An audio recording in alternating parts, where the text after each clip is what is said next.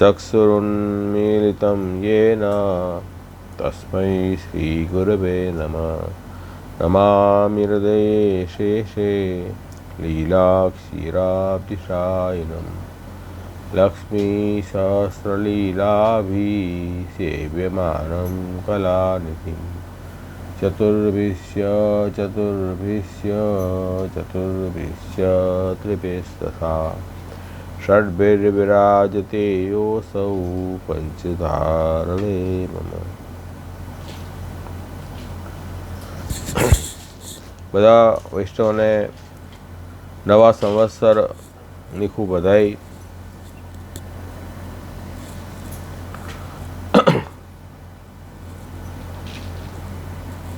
નવું વર્ષ ખૂબ જ સેવા કથામય જીવન બધા વૈષ્ણવનું જાય એવી શુભકામના, શુભાશીષ। આજે આપણે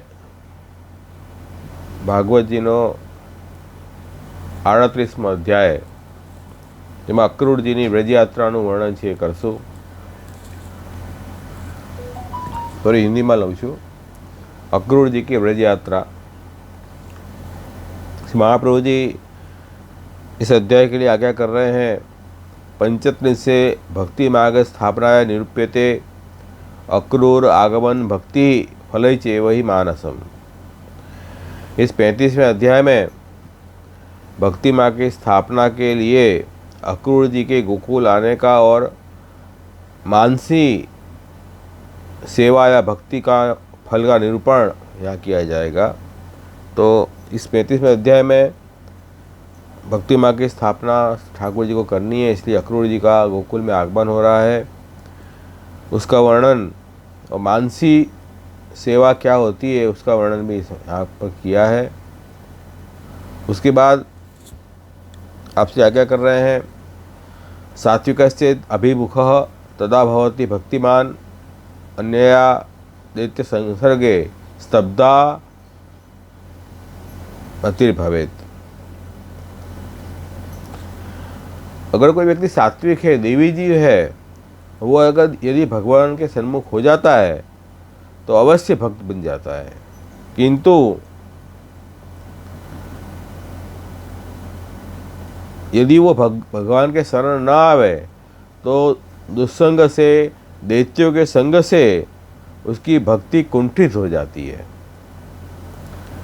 तो अपन को प्रभु की सन्मुखता बनाए रखनी चाहिए, क्योंकि दुस्संग तो बहुत है, चारों तरफ से दुस्संग है, दुस्संग से हम घिरे हुए हैं।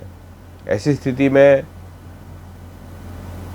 यदि हम भगवत सन्मुखता नहीं बनाएंगे तो हमारी भक्ति भी कुंठित हो जाएगी। तो सन्मुखता बनाने के लिए प्रयत्न अवश्य करते रहने चाहिए, जिससे हमारी भक्ति कुंठित न हो और हम प्रभु के सच्चे भक्त बने। तो यही बात इस अध्याय में दिखाई है कि कंस का दुस्संग जो है वो अक्रूर जी को था।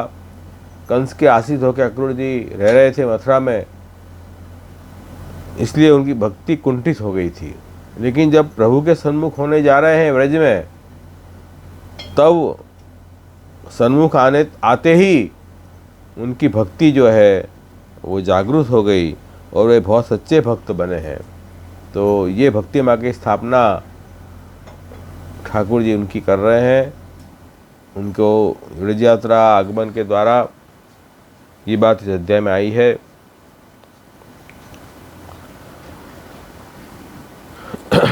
अक्रूर जी को जब कंस ने कहा कि भाई आपको व्रज जाना है, व्रज जाकर और श्री कृष्ण बलराम को कैसे भी करके यहाँ लेकर आना है मथुरा, और फिर हम मेरी योजना के अनुसार मैं सब व्यवस्था कर दूँगा।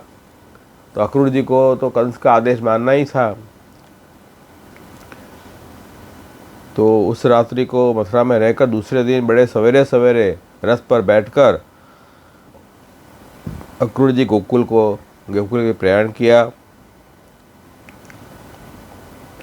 मार्ग में जाते हुए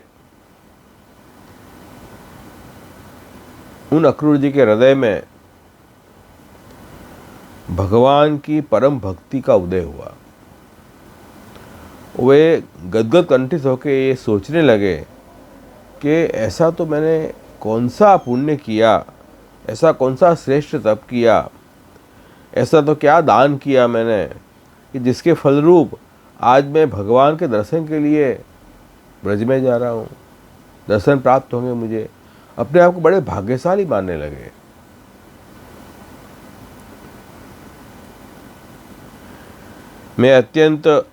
मैं तो विषयासक्त व्यक्ति हूँ और मेरे जैसे व्यक्ति को भगवान की दर्शन मिलना बड़ा दुर्लभ है, फिर भी मुझे प्रभु ने ये अवसर प्रदान किया है, ये बड़ी कृपा है भगवान की। तो इस तरह से अक्रूर जी जो हैं वो अपने आप को बड़े भाग्यशाली समझने लगे। हम भी जब व्रज की तरफ प्रयाण करें तो इसी भावना के साथ व्रज में जाना चाहिए। नाथद्वारा द्वारा जाएं, श्री जी के दर्शन के लिए व्रज यात्रा करें तो मन में ऐसे सौभाग्य हमारा मानकर और प्रभु के सन्मुख हों। कैसी मन में कैसी भावना रखनी चाहिए, भगवत दर्शन के लिए जाएं तो वो अपन को अक्रूर जी के इस प्रसंग से सीखने को मिलता है। अक्रूर भक्ति संवराध पाद रेणु महानिधि, ये नाम भी आया है। पुरुषोत्तम सहस्त्रनाम स्तोत्र में 118 श्लोक है। अक्रूर भक्ति संवराध पाद रेणु महानिधि। अक्रूरेण भक्त्या स्नेहेन संवराध्य सम्यक आराधित्वेन ज्ञातः। अक्रूर जी जो भक्त हैं उनके द्वारा बड़े प्रेम पूर्वक अच्छी तरह से आराध्य होने के कारण, आराध्य रूप से जिनका ज्ञान है, ऐसे भगवान के पाद रेणु महानिधि, उनके जो चरण कमल की रेणु हैं वो महानिधि अक्षय कोश हैं जिनकी, ऐसे अक्रूर जी। ये अक्षय कोश पाद रेणु कौन की है? महानिधि प्राण रेणु भगवान कृष्ण की है। और उस चरण कमल की रेणु को अक्रूर जी जो हैं अपने को भाग्यवान समझ रहे हैं कि आज ठाकुर जी के चरण कमल की रेणु मुझे प्राप्त हो रही है। तो अक्रूर भक्ति संवराध पाद रेणु महानिधि, तो व्रज में मैं जा रहा हूँ तो वहाँ मुझे ठाकुर जी के चरणारविंद की रेणु प्राप्त होगी, ऐसे मानकर अपने आप को बड़ा कृपायुक्त भाग्यशाली अक्रूर जी मान रहे हैं।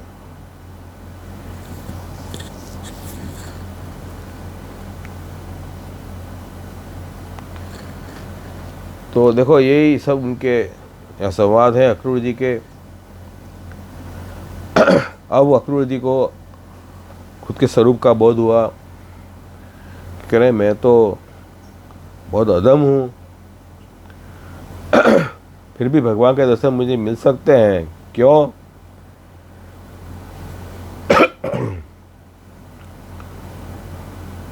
मैं ये सोच रहा हूँ कि मैं अधम हूँ, ये मेरी भूल है। क्योंकि जैसे उदाहरण दिया है कि जैसे नदी में कोई तृण बहता हुआ हो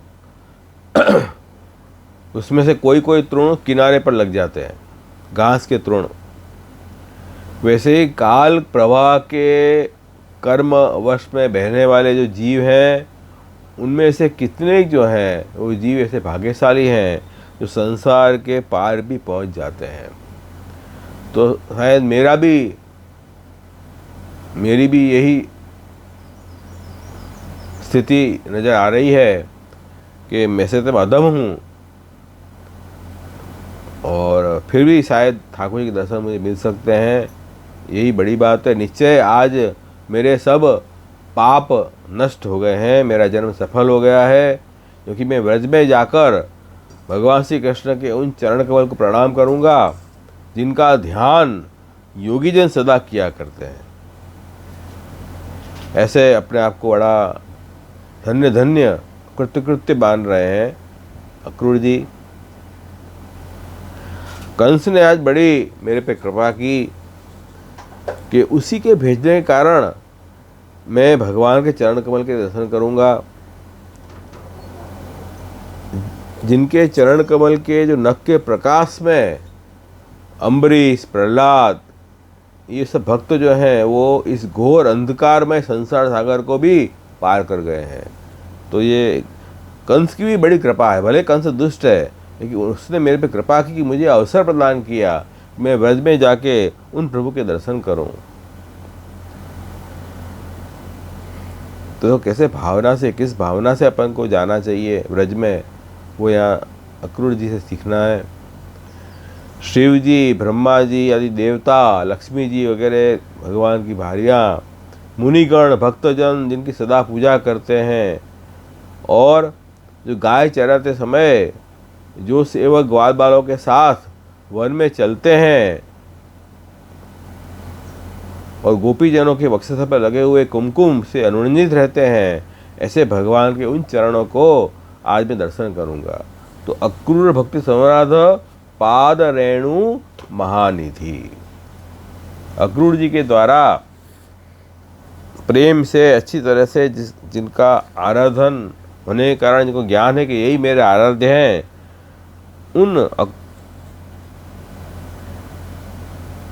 उन आराध्य रूप से जो ठाकुर जी के चरण की रेणु हैं वो अक्षय कोष हैं। वो चरण की रेणु अक्षय कोष हैं। अक्षय कोष भी चरण रेणु हैं जिनकी ऐसे श्री कृष्ण, उनको नमस्कार करो।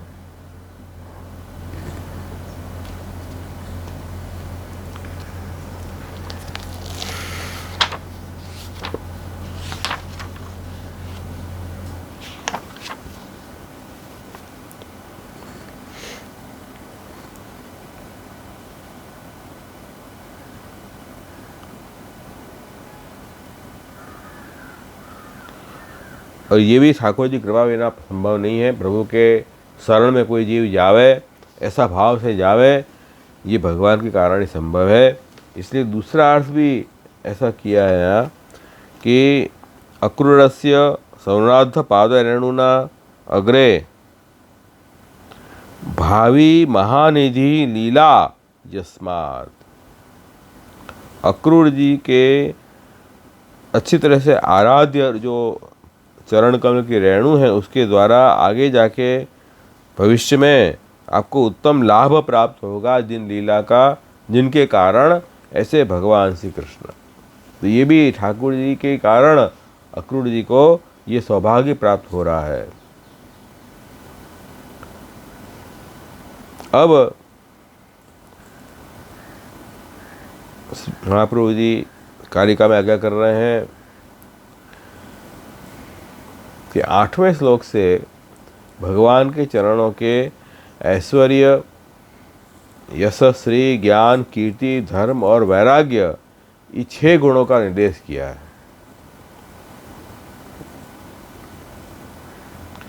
सुर, श्री, मुनि, सात्वत, गोपी, गोप, ये सब जो 6 जन हैं इनके द्वारा अर्चित है भगवत चरण। ऐसे भगवान इस ऐश्वर्यादि गुणों से युक्त हैं, क्रम की अव्यवस्था नहीं है।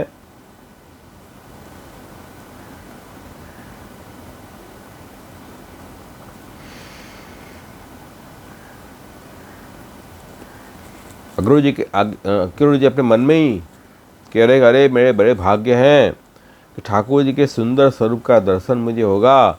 सुंदर कपोल, सुंदर नासिका, मंद मुस्कान, कृपापूर्ण दृष्टि, अरुण कमल से लाल नेत्र और घूंघर वाली अलकें, सुशोभित ऐसे मनोहर मुखारविंद का दर्शन मैं अवश्य आज करूँगा, क्योंकि मेरे शकुन भी शुभ हो रहे हैं। क्यों कि हरिण है वो मेरे दाहिने ओर से जा रहे हैं, तो ये शुभ शकुन है। इसलिए आज तो मेरे भाग्य खुल गए। भगवान श्री कृष्ण ने स्वयं की इच्छा से आप भूमि का भार उतारने के लिए ये मनुष्य रूप धारण किया है। उनके सन्मुख ये त्रिभुवन की कमनीय जो परम मनोहर श्याम शरीर का जो श्री विग्रह है, क्या मैं उसका दर्शन आज कर पाऊंगा? यदि दर्शन मैंने कर लिया आज प्रभु के, तो मेरे नेत्र सफल हो गए। अक्षरमता विदम फलम, मैं कृतार्थ हो गया यदि उन प्रभु के दर्शन मुझे हो गए तो। जो सबके दृष्टा हैं, जो कार्य कारण कर्ता होकर भी जो अहंकार से रहित हैं, ऐसे भगवान हैं जिन्होंने अज्ञान के उत्पन्न भेदभाव के भ्रम को अपने तेज से दूर कर रखा है। ठाकुर जी के तेज से अपने अज्ञान सब दूर हो जाते हैं।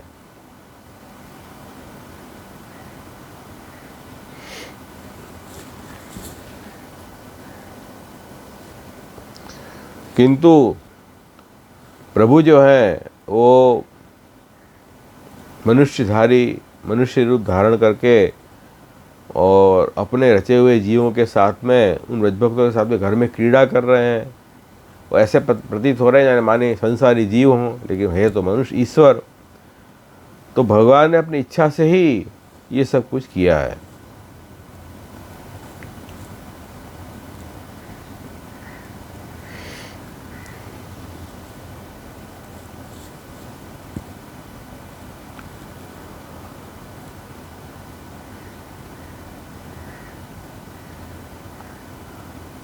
उसके बाद प्रभु की दिव्य लीलाएं हैं, वो भी अक्रूर जी आगे कर रहे हैं कि प्रभु तो मनुष्य रूपधारी हैं केवल इच्छा से, किंतु उनकी लीलाएं सब जो हैं वो सब दिव्य है। वृंदावन की कुंज में, गोपियों के घरों में, सब जगह लीलाएं जो हैं उनकी दिव्य हैं। और अपने केवल भ्रूविलास मात्र से पूरी संसार की रचना भगवान करते हैं।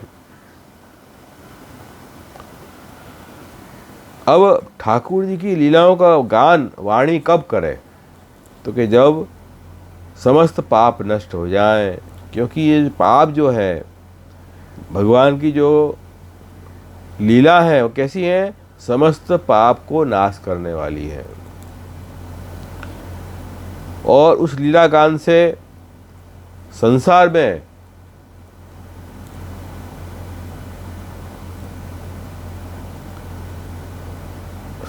में भी उनको दिव्य जीवन की अनुभूति होने लगती है। भगवान की लीलाओं का, गुणगान का ये प्रभाव है।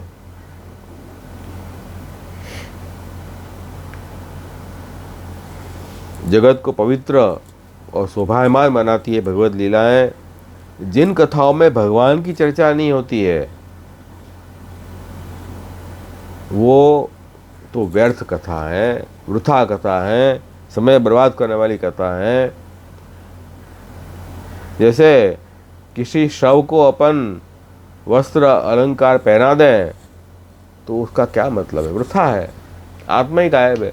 ऐसे अपन बड़ी बड़ी कथा करें, बड़े बड़े व्यवहार करें, लेकिन उसमें ठाकुर जी नहीं विराज रहे हैं तो सब वृथा है, सब व्यर्थ है।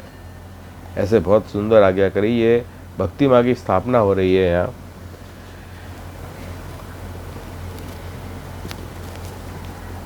ठाकुर जी जो हैं प्रभु कैसे हैं? सब देवों का पालन करने वाले, कल्याण करने वाले हैं। और सब देवगण भी उन भगवान का मंगलमय यश का गान करते हैं। वही भगवान इस यदुवंश में अवतार लेकर और अपने पवित्र यश को फैलाते हुए और ये व्रज की शोभा बढ़ा रहे हैं। और ठाकुर जी का स्वरूप इतना सुंदर है कि त्रिभुवन में ऐसा सुंदर स्वरूप अपन को नहीं मिलेगा। ऐसे स्वरूप के दर्शन करके जो नेत्र वाले प्राणी हैं वे परम आनंदित हो रहे हैं। महात्मा पुरुष को एकमात्र रक्षक भगवान है, गुरु भगवान है। वही श्री कृष्ण का स्वरूप जो मन को हरने वाला है, वो आज मैं दर्शन करूँगा। लक्ष्मी जी भी जिनको बड़े प्रेम से प्रेम करती हैं, उन प्रभु के दर्शन मुझे करने प्राप्त होंगे आज, क्योंकि आज सब शकुन बहुत शुभ हो रहे हैं। ऐसे सब मन ही मन अक्रूर जी सब विचार कर रहे हैं। अब जब ठाकुर जी के दर्शन होंगे तो मैं क्या करूँगा कि तुरंत ही मैं रथ से उतर जाऊँगा, फिर उन श्री कृष्ण बलदेव के चरण कमल को मैं प्रणाम करूँगा, उनके दर्शन करके मैं उनके प्रणाम करूँगा, और उनके बाद उनके सखा गोप ग्वालों को भी प्रणाम करूँगा। तो अपने ठाकुर जी के सखा गोप ग्वाल ये भी भगवत स्वरूपात्मक है सब, तो वो भी कह रहे हैं अक्रूर जी सबको मैं प्रणाम करूँगा।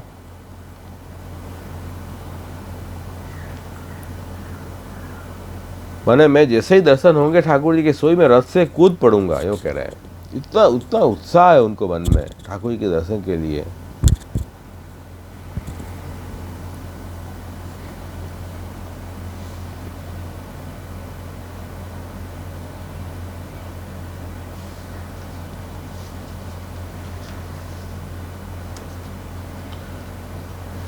ठाकुर जी के चरणाविंद के दर्शन की, ठाकुर जी के चरणाविंद के प्रणाम करने के लिए जो उत्कंठा, जो उत्साह उनमें दिखाई दे रहा है, ऐसा उत्साह कब अपन में प्रकट हो सकता है? जब ठाकुर जी के लिए हृदय में भक्ति भाव हो। तब भक्ति भाव अगर नहीं है तो क्रियात्मक प्रणाम करेंगे अपन, केवल क्रिया से अपन हाथ जोड़ देंगे। पर अगर ठाकुर जी के लिए भक्ति भाव है तो इस तरह का भाव मन में अपने आप उच्छलित होंगे। वो यहाँ के आज्ञा कर रहे हैं। अहो ये तो मेरे बड़े भाग्य हैं कि मैं उनके चरण कमल में गिर जाऊंगा। फिर उनको एक संदेह हुआ, तब क्या भगवान श्री कृष्ण अपने जो हस्त कमल है वो मेरे सिर पे रखेंगे आशीर्वाद के रूप में? क्योंकि उनके जो हस्त कमल है वो सदा अभयदान करने वाले हैं, और जिनके ऊपर भी जिन भक्तों को उस हस्त कमल उनके सिर पे आए हैं उनको सबको अभयदान मिल चुका है।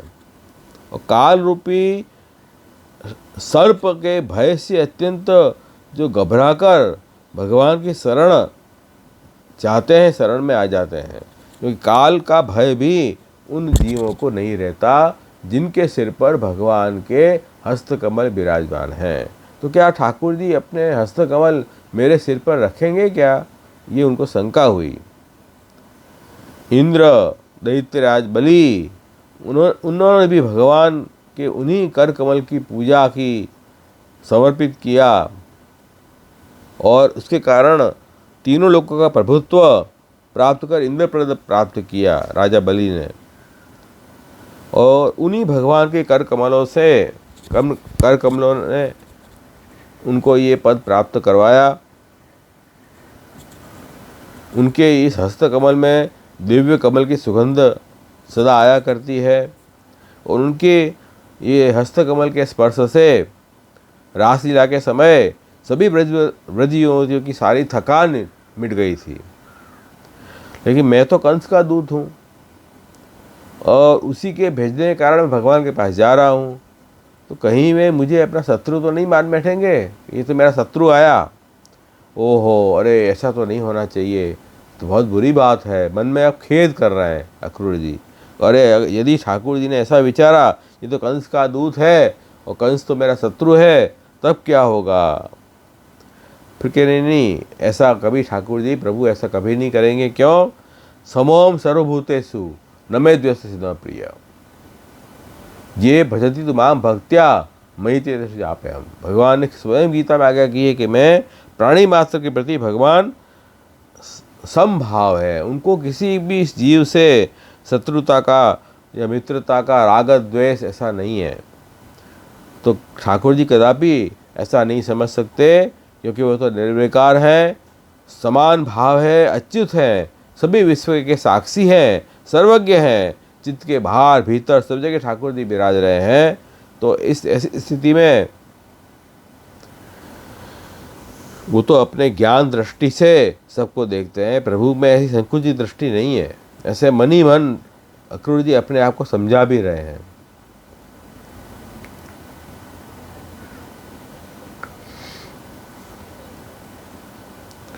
तो ठाकुर जी की तो ज्ञान दृष्टि से केवल अक्रूर जी को ही नहीं देख रहे हैं, पूरे विश्व को प्रभु देख रहे हैं। तो प्रभु ऐसा कदापि नहीं करेंगे।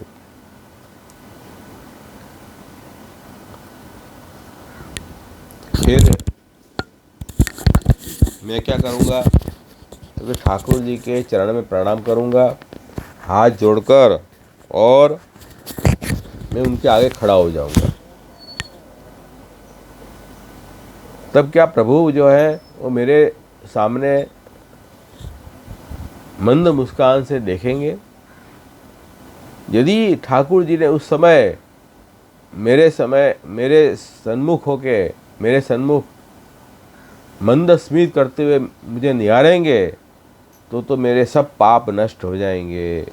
मैं निसंक होकर परम आनंद को प्राप्त हो जाऊंगा।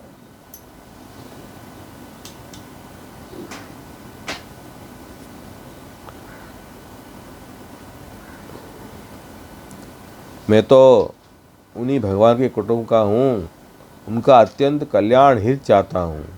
उनके सिवा मेरा कोई आराध्य देव नहीं है। ऐसी स्थिति में वे भगवान श्री कृष्ण अवश्य अपनी बाहों से मुझे हृदय में लगा देंगे और मेरी देह पवित्र हो जाएगी। और ये मेरी देह में प्रभु के स्पर्श से ये सामर्थ्य आ जाएगी कि वो देह दूसरों को भी पवित्र करने वाली बन जाएगी। और मेरे सब कर्म बंधन, जिसको मैं अनादिकाल से लेकर भटक रहा हूँ, सब नष्ट हो जाएंगे। जब ठाकुर जी हृदय से मुझे लगा लेंगे तो मैं हाथ जोड़कर सिर झुकाकर उनके सामने खड़े हो जाऊंगा। तब वे भगवान श्री कृष्ण मुझे संबोधन करेंगे, अरे चाचा अक्रूर। तो क्या ऐसे संबोधन करेंगे क्या? ऐसे उनको भी अपने में शंका हो रही है अभी, कि कंस के द्वारा भेजे गए हैं ना, इसलिए शंका हो रही है। दुस्संगी के साथ रहोगे तो फिर ठाकुर जी भी मुझे स्वीकारेंगे नहीं स्वीकारेंगे, ये डाउट अपन को हो जाएगा। लेकिन यदि अपने में भक्ति भाव है तो प्रभु को ऐसा असमान भाव नहीं है। प्रभु तो समान भाव से देखते हैं। जिस भाव से प्रभु के अपन शरण जाते हैं, उसी भाव से प्रभु अपना अंगीकार करते हैं। इसलिए ठाकुर जी के लिए लौकिक भाव कभी नहीं लाना। इसलिए शिक्षा सोगी में महापुरुष आगे करते हैं कि भाई ठाकुर जी लौकिक नहीं है, कभी भी लौकिक स्वरूप उसको मानना मत। लौकिक जो मनुष्य होता है, लोक में मनुष्य, उनको मान सम्मान, मान अपमान, राग द्वेष वगैरह भरा रहता है, ईर्ष्या द्वेष। इसलिए वही कभी कभी यदि उनके शत्रु के पक्ष से हम जाएं उनके साथ, उनके सामने, तो अपन को वो शत्रु ही माने। ये लौकिक मनुष्य में ये बात संभव है, परंतु भगवान तो जो है वो तो सर्वज्ञ है, सब कुछ जानते हैं, सबकी मन की बात जानते हैं। प्रभु के लिए तो सब उनकी संतानें हैं, उनको कोई राग द्वेष नहीं है। तो इसलिए ठाकुर जी के लिए ऐसा भाव कभी नहीं लाना चाहिए।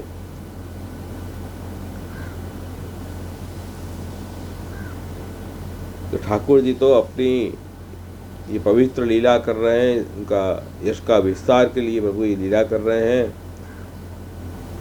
तो फिर जब ठाकुर जी ऐसे चाचा अक्रूर करके संबोधन करेंगे तब मेरा जीवन सफल हो जाएगा। और भगवान श्री कृष्ण ने जिसको नहीं अपनाया, जिसको आदर नहीं किया, उसका जन्म जीवन को धिक्कार है।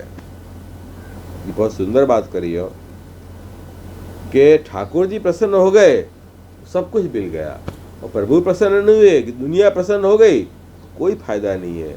उस जीवन का क्या अर्थ? प्रभु की प्रसन्नता प्राप्त ना हुई तो उस जीवन का मतलब कुछ भी नहीं है, उस जीवन को धिक्कार है, ये कह रहे हैं।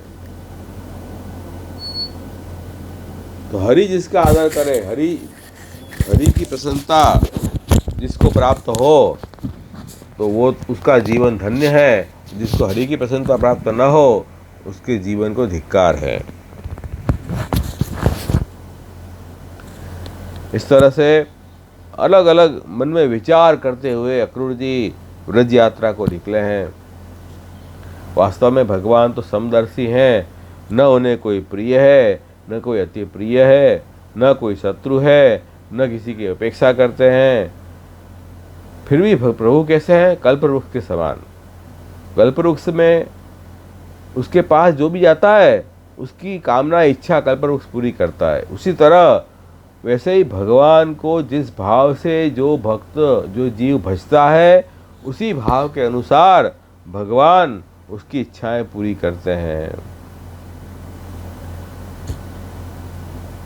तथापि भक्तान भजते यथा तथा रुद्रमो जद्वपुपासितोऽर्थदः। ठाकुर जी की तो ऐसी लीला है।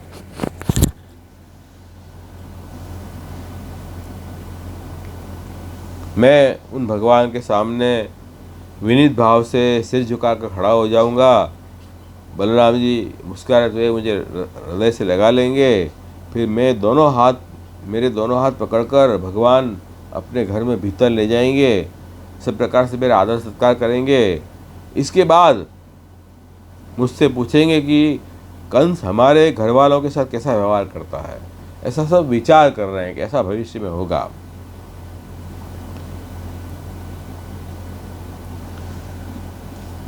तो इस तरह से देखो ठाकुर जी के चरण रेणु की कैसी आराध्य रूप से आराधना अक्रूर जी कर रहे हैं। इसलिए यह नाम आया है अक्रूर भक्ति संराध पाद रेणु महानिधि। परम भक्त अक्रूर जी ने अपनी प्रेम लक्षणा भक्ति के द्वारा जिनके चरण कमल के रेणु रूप महानिधि को आराध्य मतलब उपासना करने योग्य जाना है, ऐसे भगवान श्री कृष्ण। तो अक्रूर जी ने उन ठाकुर जी के चरण रेणु की इतनी महत्ता बताई है। तो अपन तो ठाकुर जी के चरणामृत को रोज ही पान करते हैं।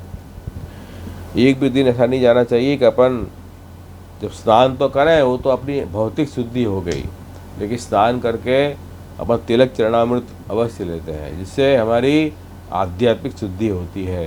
प्रभु के चरणामृत जो है वो कैसी है? महानिधि, पाद रेणु महानिधि कह रहे हैं। तो ठाकुर जी के चरण रेणु को यहाँ अक्षय महानिधि माने अक्षय भंडार रूपी उपासना अक्रूर जी ने की है। तो कितना जैसा भाव रखोगे प्रभु के चरणामृत में, तो चरणामृत भी इस तरह से आपको अवश्य फल प्राप्त कराएगा। तो जैसे ठाकुर जी को पर स्नान करावें, फिर जो चरणामृत का जल है वो भी अवश्य लेना चाहिए। अकाल मृत्यु हरणम सर्वव्याधि विनाशनम, ऐसा श्लोक भी है कि सब प्रकार के अनिष्ट अशुभ नष्ट हो जाते हैं उन प्रभु के चरणामृत लेने से। तो देखो ये चरण रेणु की महत्ता अक्रूर जी हमको यहाँ सिखा रहे हैं कि भक्ति माँ की स्थापना ये अक्रूर जी के व्रज आगमन से हुई है। इसलिए महाप्रभु जी ने कहा कि इस पूरे अध्याय में भक्ति माँ की स्थापना हुई। अक्रूर भक्ति सम्राट पाद रेणु महानिधि।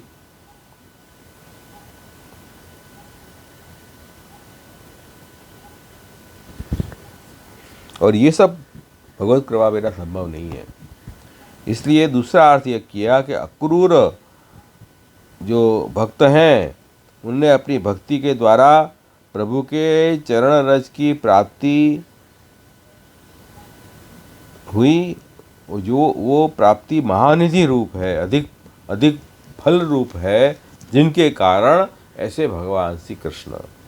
तो ये भी नाम यहाँ लिया है कि अक्रूर जी जो है, देखो आगे भी आया कि जब अक्रूर जी इस तरह से चिंतन करते करते नंदगांव पहुँच गए, तब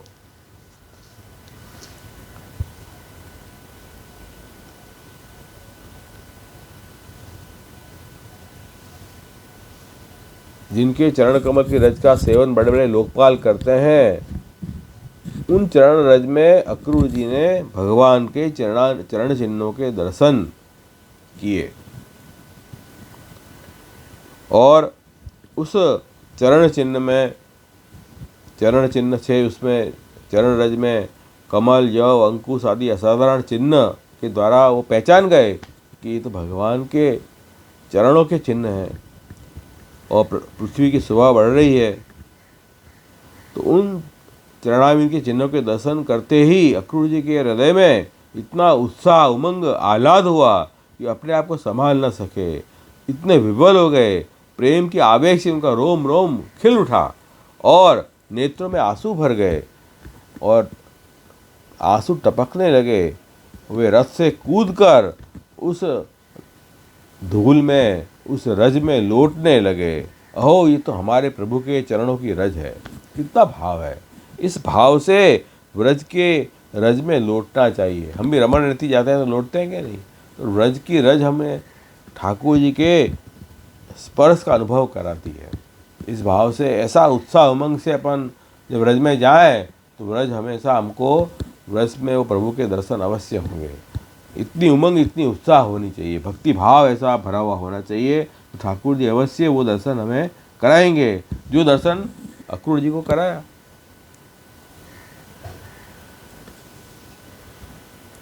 तो ये पाद रेणु महानिधि, पाद रेणु रूप महानिधि की प्राप्ति भगवान कृष्ण ने अक्रूर जी को करवाई, अथवा पाद रेणु रूपी महानिधि को ऐसी उपासना की अक्रूर जी ने कि वो अक्रूर जी उस व्रज में कोई भी झिझक बिना लौट गए।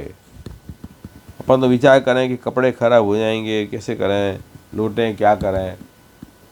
व्रज की रज में तो निशंक होके और लौट जाना चाहिए।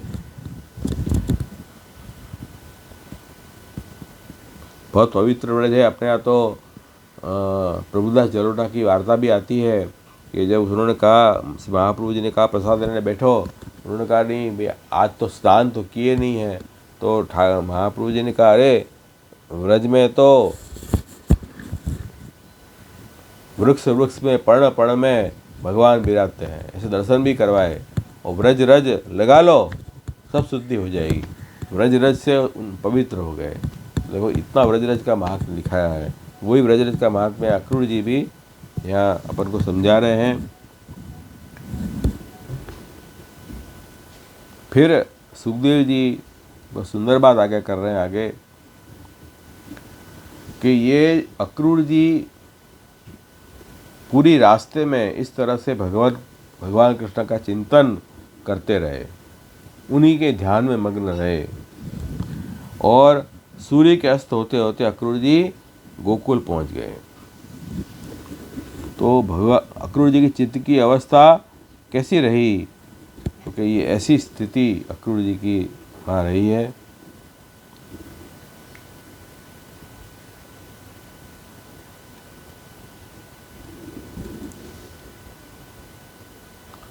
तो सुखदेव जी आगे कर रहे हैं, प्राणियों के देह धारण करने की सफलता इसी में है, इसमें ही है कि वे छल, भय, शोक आदि सभी दुर्गुणों को छोड़कर अक्रूर जी की तरह स्वाभाविक निष्काम भक्ति से आनंद पूर्वक प्रभु के दर्शन श्रवण के लिए भजन सेवा में जुड़े। ये अपने जीवन की सफलता है कि हम इतनी उत्साह से प्रभु की सेवा कथा में जुड़ जाएं। इससे बड़ी सफलता जीवन की और कोई नहीं मानी जाएगी।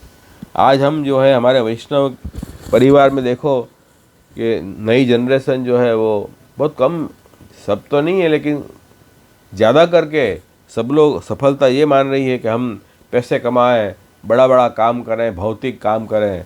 काम करो, अच्छी बात है, लेकिन प्रभु की सेवा कथा छोड़ के, अपने श्री महाप्रभु जी की वाणी को छोड़ के और अपन कितना भी पैसा बटोरोगे हो, कितनी बड़ी पदवी पे आ जाओगे, वो सब जीवन धिक्कार है, उस जीवन का कोई मोल नहीं है। तो ये अपन को समझना है कि प्राणियों के देह की सफलता इसी में है, जीव का देह धारण करने का लाभ इसी में है कि हम भगवान के उन सेवा और कथा में जुड़े रहें, अन्यथा इस जीवन का कोई अर्थ नहीं है।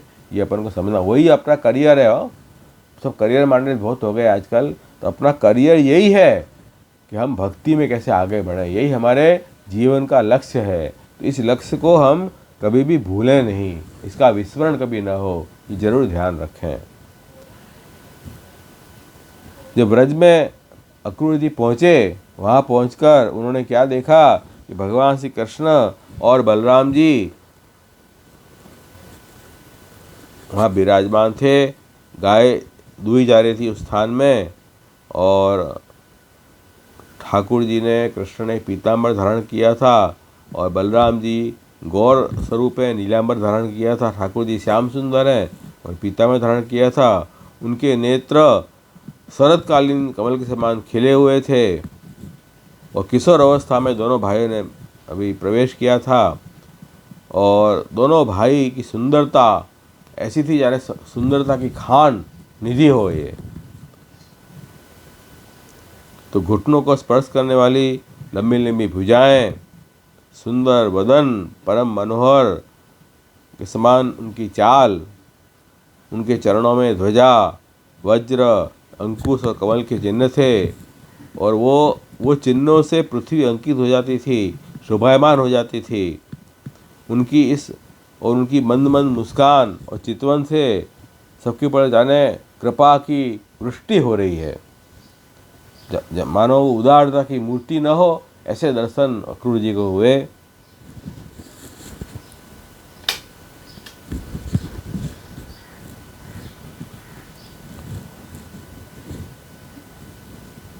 गले में वनमाला, मणियों के हार धारण किए हुए थे, निर्मल वस्त्र पहने हुए थे, शरीर में पवित्र अंगराग, चंदन का लेप किया हुआ था। ऐसे सुंदर स्वरूप के दर्शन अक्रूर जी ने किए।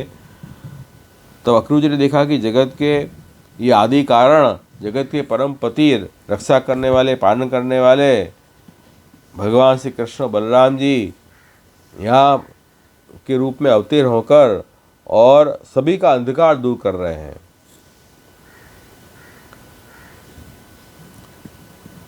अक्रूर जी उनके दर्शन करते ही प्रेम के आवेग में होकर और रथ से कूद पड़े और उनके चरणों के पास साष्टांग दंडवत प्रणाम कर दिए। भगवान के दर्शन से इतना आनंद हुआ, उनको इतना आह्लाद हुआ कि उनके नेत्र आंसू से भर गए। पूरे शरीर में पुलकावली छा गई, उत्कंठावश गला भराया और वे अपना नाम भी नहीं बता सके, इतने वो स्तब्ध हो गए। देखो ये उनकी भक्ति कैसे खिल के आई है बाहर। कहाँ तो कंस के सोबत से भक्ति कुंठित हो गई थी, अब ठाकुर सन्मुख हुए तो अंदर की भक्ति कुंठित हो गई थी, वो बाहर खिल के प्रकट हो गई।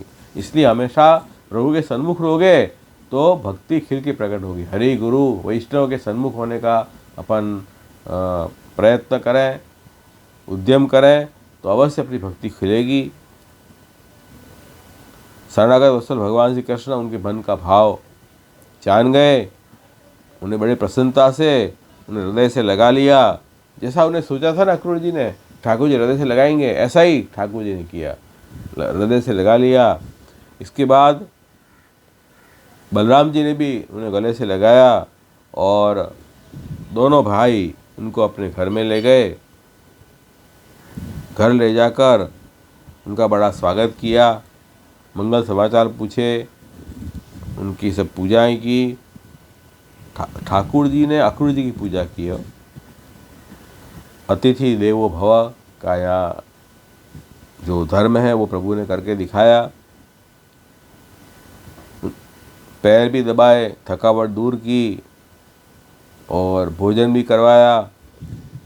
उसके बाद मुखवास वगैरह देकर आनंदित किया।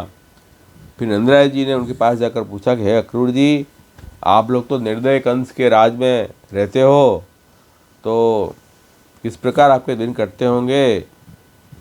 वो तो बहुत ही क्रूर व्यक्ति है, उन्होंने तो अपने छोटी बहन के बच्चों को मार डाला है, तो आप सुखी हो ये अनुमान भी हम नहीं कर सकते हैं। अक्रूर जी ने नंद बाबा से पहले ही सब मंगल कुशल पूछ लिए थे। बाद में अक्रूर जी ने आराम किया और यहाँ ये 38वां अध्याय समाप्त हो गया। तो इस अध्याय में के नाम अपन और देख लें।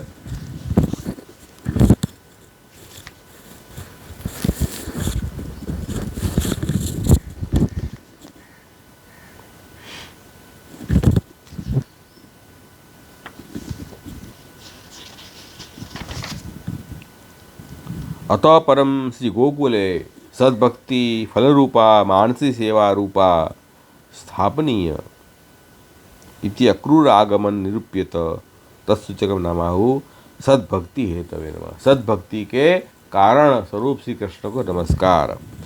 गोकुल में सद्भक्ति फलरूप जो मानसिक सेवा है उसकी स्थापना करनी है चाहिए, इसलिए अक्रूर जी का आगमन का निरूपण यहाँ हुआ है। तो ये बात अपन देख चुके। ठाकुर जी को भक्ति की स्थापना करने के लिए अक्रूर जी का आगमन व्रज में किया है। उसी बात को समझाने के लिए नाम आया सद्भक्ति हेतवे नमः। एतदेव उक्तम पंचविषय अध्याये भक्ति मार्ग स्थापना निरूप्यते अक्रूर आगमन भक्ति फलम चैव मानसमिति। ये कारिका भी देखी। किंच अक्रूरस्यापि सद्भक्ति हेतु रूप भगवान एव तत्सूचकम अपि एतद् नामज्ञेयम्। अक्रूर की भी जो सद्भक्ति है, भक्ति प्रकट हुई है, उसके कारण कौन है? श्री कृष्ण। ठाकुर जी कृपा हुई उनके ऊपर तो ठाकुर जी की सन्मुखता उनको मिली। सन्मुखता के कारण उनकी भक्ति जो है, जो कुंठित हो चुकी थी, वो बाहर प्रकट हो गई। तदुक्तम भाई कि वही बात कारिका में श्री महाप्रभु जी समझा रहे हैं कि हम दुस्संग करेंगे, प्रभु से दूर रहेंगे तो भक्ति भाव जो बीज भाव रूपी बिरा अपने हृदय में प्रभु ने रोपा है वो भी कुंठित हो जाएगा, वो बढ़ेगा नहीं। लेकिन उस भक्ति भाव को बढ़ाने के लिए क्या करना है? सेवा कथा में हमको तत्पर होना है, गुरु वैष्णव की सेवा में तत्पर होना है। तो क्या होगा? उससे वो जो भक्ति रूपी बीज है जो कुंठित ना हो और दिन प्रतिदिन उसकी बढ़ोतरी हो, वर्धन हो। तो भक्ति वर्धिनी में महाप्रभु जी ने यही हमें समझाया है कि भाई बीज भाव की दृढ़ता के लिए सेवायाम व कथायाम व यशः शक्ति दृढ़ा भवेत्। तो ये बात यहाँ बताई।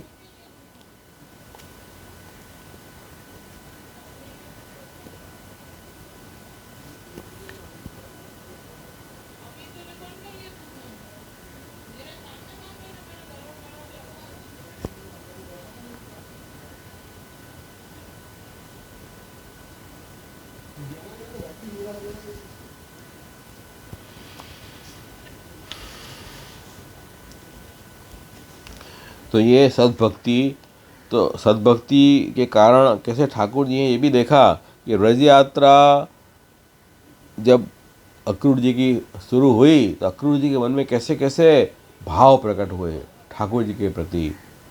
कब दर्शन ठाकुर जी के होंगे, मैं कितना भाग्यशाली हूँ, कितने भाग्यशाली मैं हूँ कि ठाकुर जी की जो है दर्शन मुझे होंगे, ठाकुर जी के चरणों की रज मुझे प्राप्त होगी। इस तरह के भाव उनके अक्रूर जी के प्रकट हो रहे हैं। तो ये सब भक्ति जो प्रकट हो रही है सबके कारण जो है भगवान श्री कृष्ण है। सद्भक्ति हेतवे नमः। वो भी भक्ति कब प्रकट होगी? जब प्रभु के सन्मुख होंगे। तो गुरु का इसमें बड़ा रोल है। गुरु और वैष्णव ये दो जो है अपन को प्रभु के सन्मुख कराते हैं, इन दोनों का यही कार्य है। तो गुरु और वैष्णव भी हरि स्वरूप है, भगवत रूप है, जो हमें प्रभु के सन्मुख कराते हैं। तो सद्भक्ति हेतवे नमः, ये नाम में से ये समझना है कि हमें प्रभु की सन्मुखता बहुत जरूरी है। उसके बाद अक्रूर जी का निरोध ज्ञापक नाम बताया। अक्रूरादि भक्त मनोरथ परिपूरिकाय नमः।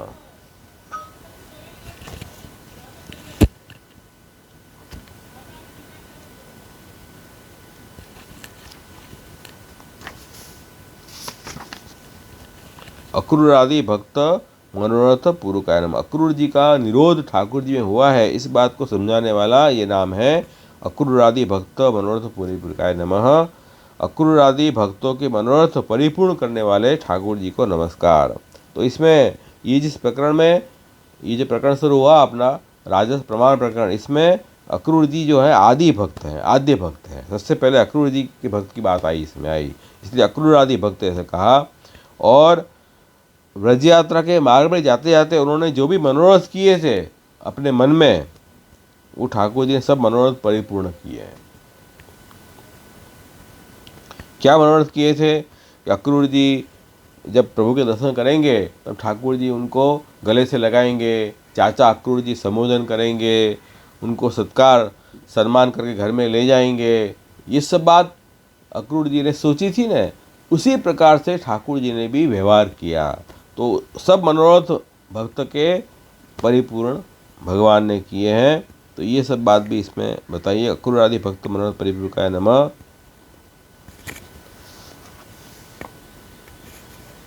यद्यपि अयम भक्त एव तथापि आसुर संसर्गेण तिरोहित इव भक्ति स्थिता पुनः भगवद अभिमुख्ये प्रकट इति। अक्रूर जी तो भक्त हैं, फिर भी दुस्संग के कारण, असुरों के संग के कारण उनकी भक्ति तिरोहित हो गई थी। फिर प्रभु का सानिध्य प्राप्त करके भक्ति फिर प्रकट हो गई। और जो भी मनोरथ उन्होंने किए थे, यथादौ भक्ते स्यात् तथा मनोरथान कृतवान तत्पूर्वक अपि भगवान जातः। तो पहले अपन भक्त हो के फिर अपन मनोरथ करेंगे, तब ठाकुर जी पूरे करेंगे ना। भक्ति बिना ही मनोरथ करोगे तो प्रभु क्यों पूर्ण करेंगे। और जो भक्ति नहीं है मनोरथ कौन, तो मनोरथ भी अपन करेंगे तो लौकिक मनोरथ करेंगे। ठाकुर जी ऐसे मनोरथ पूर्ण नहीं करते हैं। भक्त मनोरथ पूर्ण का है। यहाँ क्या लिखा है, अक्रूर आदि भक्त मनोरथ परिपूर्णकाय नमः। तो जो भक्त हैं, जो जिनमें भक्ति प्रकट हो चुकी है, वो जो मनोरथ करते हैं प्रभु संबंधी, तो ठाकुर जी उस मनोरथ को अवश्य पूर्ण करते हैं, क्योंकि वो मनोरथ भी अलौकिक होंगे, अविकारी होंगे। इसलिए श्री महाप्रभु जी ने भी आज्ञा की कि निजेच्छा करिष्यति नवरत्न ग्रंथ में भी ठाकुर जी जो हैं वो भक्तों की इच्छा पूर्ण करने वाले हैं।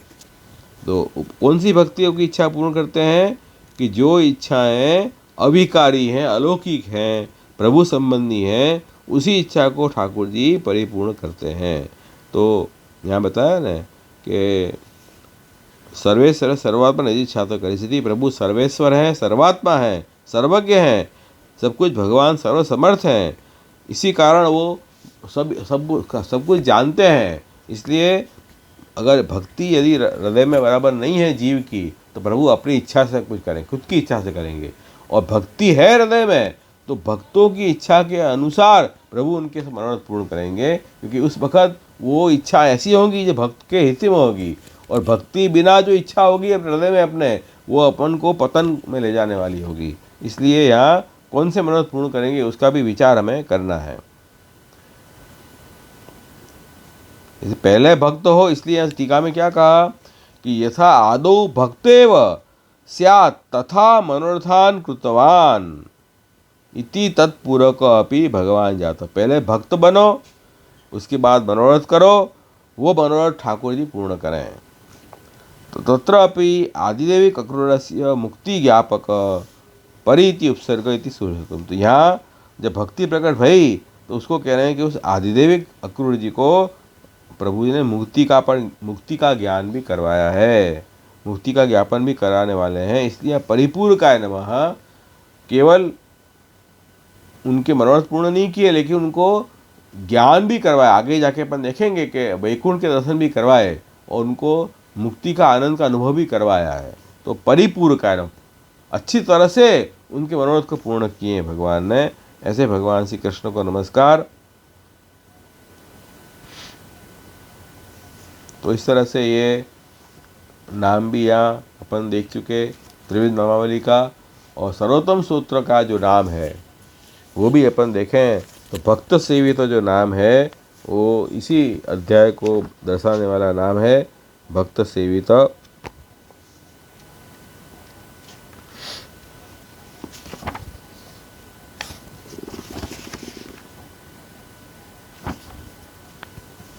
भक्तों के द्वारा सेवित ऐसे भगवान श्री कृष्ण।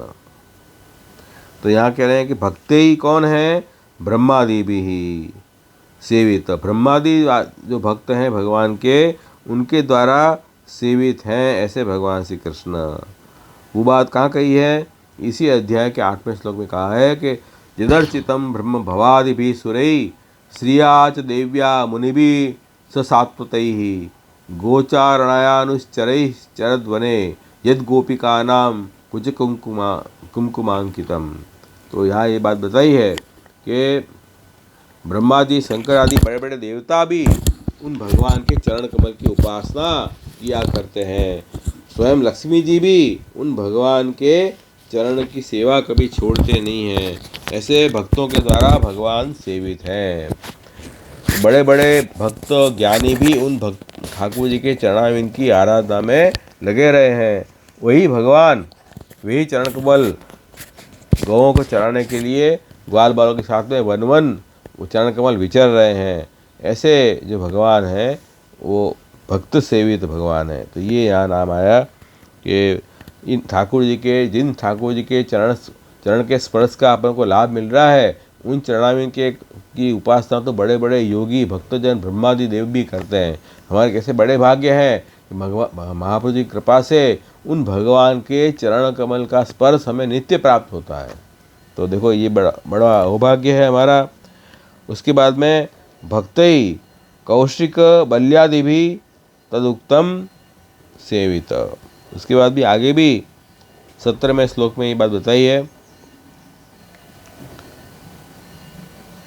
कि इंद्र और दैत्यराज बलि ने भी भगवान के उन चरणाविंद की पूजा की थी।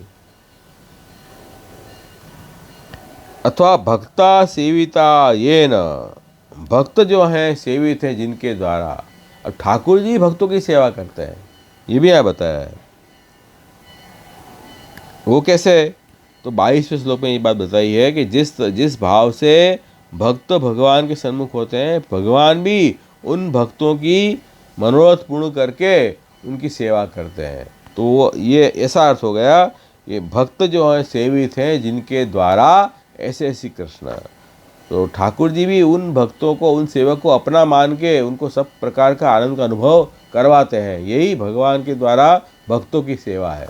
तो ठाकुर जी अलग अलग विविध प्रकार की लीलाएं करके और उन भक्तों को अपने स्वरूप का आनंद का दान करते हैं। यही भक्त सेवित नाम से ज्योतिष होता है। इसी तरह यहाँ भक्त कौन है? अक्रूर जी। अक्रूर जी की सेवा हुई जिनके द्वारा ऐसे श्री कृष्ण, अक्रूर जी का वह अतिथि रूप से सत्कार किया ठाकुर जी ने। तो ये भी अक्रूर जी की सेवा करने वाले भगवान श्री कृष्ण, ये नाम भी आएगा। इस तरह से भक्त सेवित नाम जो है सर्वोत्तम सूत्र में वो इसी अध्याय से नाम लिया है। इस तरह से अपन ने तीनों ग्रंथ के अनुसार नाम संगति भी देखी, अध्याय का रहस्य भी देखा। तो इस तरह से ये प्रमाण प्रकरण में ये नाम प्रकट हुआ है, राजस प्रमाण प्रकरण में। और इसमें अपन अध्याय का अर्थ भी अपन देखें तो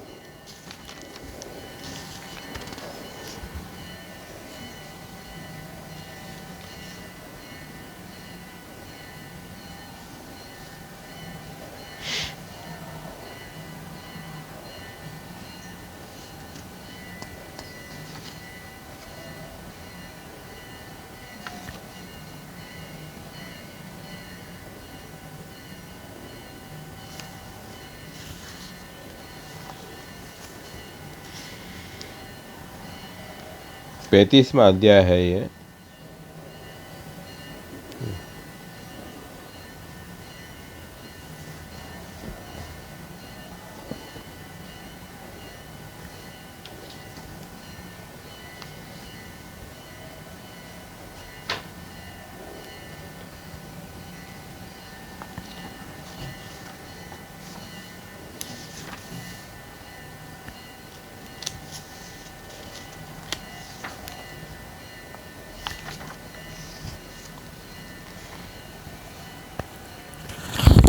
तो भगवान के द्वारा या भक्ति ज्ञान कर्म का प्रतिबंधक का निवारण हुआ। ऐसे अक्रूर जी में वैकुंठ का स्थापन करने के लिए प्रभु ने अपना महात्म्य ज्ञान बोध करवाया। और भगवान कृपा का भी वर्णन इसमें आया कि कैसी कृपा भगवान ने उन अक्रूर जी को की। तो ये सब प्रभु के यश का वर्णन है कि ठाकुर जी अपने भक्तों का उद्धार करने के लिए किस तरह से अपनी कृपा वृष्टि उन पर करते हैं। तो ये प्रभु का यश गुण का वर्णन इस अध्याय में आया है। तो ये बात यहाँ अध्याय के अर्थ में गोकुलोत्सव जी ने भी समझाई है। राजस प्रकरण अंतर्गत प्रमाण प्रकरणे भगवता भक्ति ज्ञान कर्म प्रतिबंधक निवारणे अक्रूरे वैकुंठे स्थापनाय। तो भक्ति ज्ञान, भगवान के द्वारा भक्ति ज्ञान कर्म के प्रतिबंधक का निवारण होने पे अक्रूर जी रूपी वैकुंठ में स्थापना करने के लिए, भक्ति ज्ञान कर्म की सिद्धि के लिए मध्ये मार्गम भक्ति ज्ञान कर्म उपयोगिनी महात्म्य विज्ञान स्वरूप बोध मनोरथैः कृष्ण राम नंदानां प्रसाद कथनात् यश निरूपणम 35 देखो ये 35वें अध्याय में क्या क्या बात आई उसका समराइज यहाँ किया है कि कर्म ज्ञान भक्ति में जो प्रतिबंध है उसके निवारण होने पे अक्रूर जी में भगवान वैकुंठ प्रकट होंगे। तो उस तीनों की सिद्धि के लिए मार्ग में क्या हुआ कि भक्ति ज्ञान कर्म में उपयोगी नहीं, ऐसा स्वरूप बोध प्रभु ने उन अक्रूर जी में करवाया। तो व्रज का महात्म्य, व्रज की रज का महात्म्य, उन ठाकुर जी का महात्म्य, वो सब बोध स्वरूप बोध जो है वो अक्रूर जी के हृदय में स्थापित प्रभु ने करवाया। और ऐसे ऐसे मनोरथ, दिव्य मनोरथ किए, लौकिक मनोरथ नहीं, दिव्य अलौकिक प्रभु संबंधी मनोरथ उन अक्रूर जी ने किए। ऐसी कृपा, ऐसे प्रसाद और कृपा का वर्णन इस अध्याय में आया है। इसलिए प्रभु का ये यशगुण का निरूपण हुआ है कि ठाकुर जी का ये यश है कि भक्तों का उद्धार प्रभु इस तरह से करते हैं। तो ये प्रभु का यश गुण इधर निरूपण हुआ है। तो ये यहाँ 35वां अध्याय के समराइज अध्याय का अर्थ भी अपन ने देख लिया। इस तरह से अपन ने अध्याय के अर्थ भी देखे और अध्याय का वर्णन भी देख लिया और तीनों ग्रंथ के अनुसार नाम संगति भी देखी। तो इस तरह से अपन का समय भी हो गया है, तो यहाँ पर विराम करते हैं। कोई प्रश्न हो तो 2-5 मिनट देख लें, नहीं तो फिर यहीं विराम करें।